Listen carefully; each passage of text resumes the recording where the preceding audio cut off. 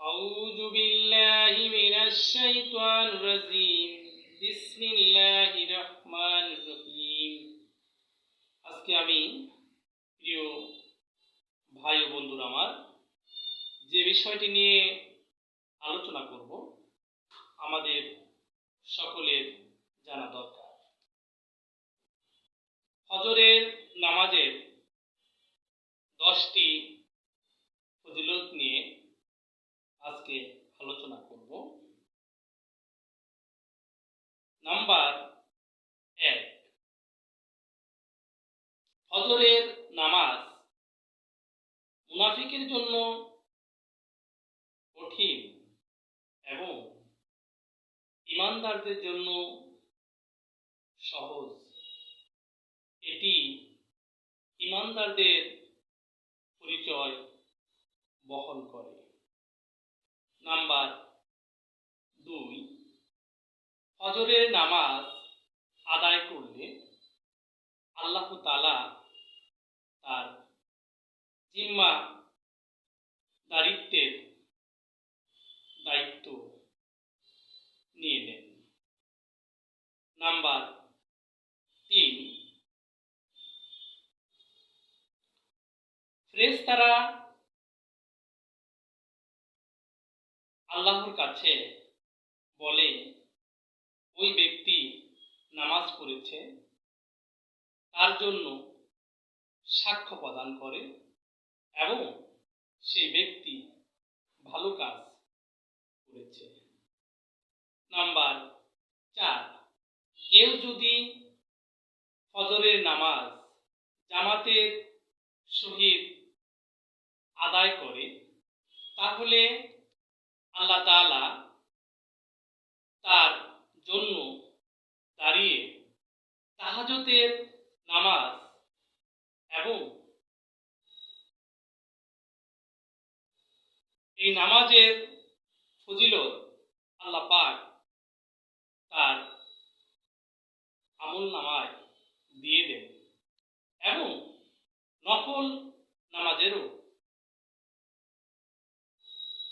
সওয়াব তার আমলনামায় দিয়ে দেন। নাম্বার 5, ফজরের নামাজ যদি কেউ জামাতের সাথে আদায় করে এবং আলোর আধারে যদি কেউ মসজিদে এসে আদায় করে তাহলে আল্লাহ তাআলা তার জন্য কিয়ামতের দিন বিশেষ আলোর ব্যবস্থা করবেন।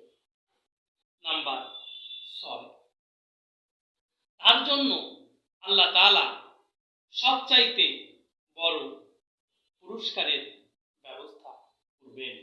জান্নাতবাসীরা আল্লাহ তাআলাকে পূর্ণিমার চাঁদের মতো দেখতে পারবে এবং জান্নাতবাসীরা আল্লাহ তাআলাকে দেখার জন্য কেউ তাড়াহুড়া করবেন না। নাম্বার 7, জাহান্নাম থেকে যারা ফজরের নামাজ পড়বে তাদেরকে আল্লাহ তাআলা রক্ষা করবেন এবং জাহান্নামের সকল আযাব গজব থেকে তাদের রক্ষা করবেন।